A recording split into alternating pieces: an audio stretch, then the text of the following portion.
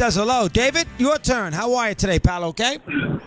Doing great. Driving from D.C. back to Tampa. Had some fantastic holidays. Thought we'd talk about an argument about Case Keenam and the Vikings. Go ahead. Let me hear it. So the argument is always that Case Keenam will not do well in a shootout with another quarterback like a Drew Brees or Goff or somebody else. And I don't think that's the argument. The argument is that it's not head-to-head quarterbacks. It's the opposite quarterback going against the number one rated defense. And that's where everybody keeps forgetting. Drew Brees isn't playing Case Keenum. Drew Brees is playing the Vikings defense, who's already lost to that Vikings defense, and so have the Rams. So I just keep reading this over and over. It's, this head-to-head quarterback to quarterback. But that's not who the opposing. Well, we know that. I mean, I understand that. I mean, it's like the two great pitchers who, they always say, I'm not going up against him. I'm going up against the other team's lineup. But I do think I do think there's something to the two quarterbacks head to head. Listen, if it's the Rams that they end up playing, a good call there, Dave. If it's the Rams that Minnesota ends up playing, the Rams got beat up there. Not fairly. I wasn't that comfortably, but I mean they got beat fair and square. The Vikings were the better team that day. I think that's a hard game for the Rams. Goff on the road. They had played the week before. A very good defense in that environment. Gurley maybe a little banged up from the first playoff game. That's a hard game. That's a very hard game, folks. If you want to do that, do I have my book here? Ah, damn it, I didn't bring it up today. To play in the wild card round and win the next week is very, very, very difficult. Just look at it last year for a second, if you wish. It's not that difficult to figure out. Last year, if you look at the wild card round, now the Green Bay beat the Giants and they played Dallas, and they had an incredible throw and they won the game. So that's Rodgers. The Seattle played in the wild card round Detroit and they lost at Atlanta. Houston beat Oakland. Wild card game in New England. They ended up losing, so you got to keep that in mind. And the last one was Pittsburgh.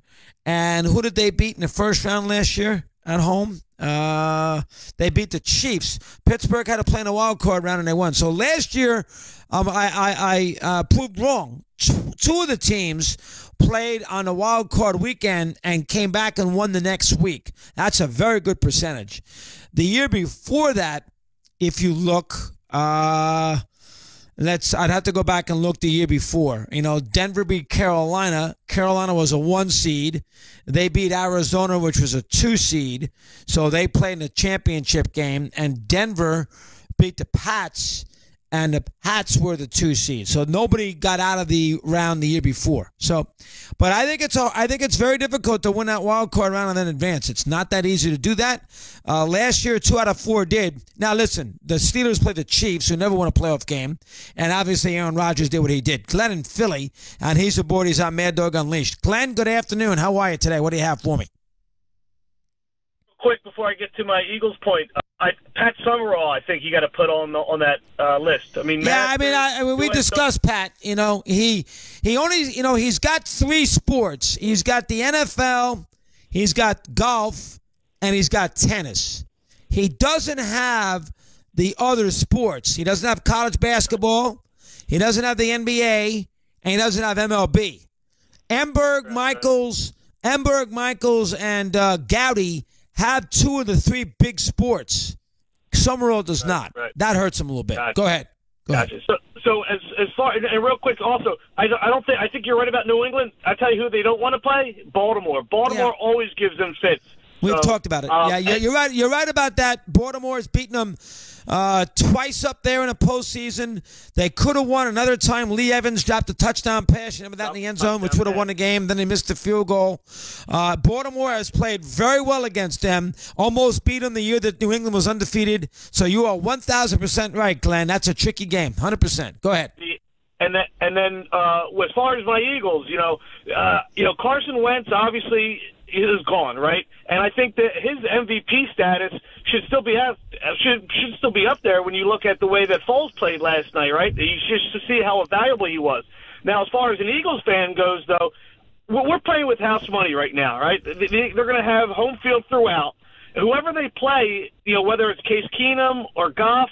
Now, obviously, if they get Drew Brees up there in Philadelphia where it's cold, where Drew Brees has beaten us up here before, the Eagles are playing with house money. So I think that they're going to be loosey goosey. I think when it's all said and done. So that's why, Glenn, I could not believe that the crowd booed him off the field last night at halftime.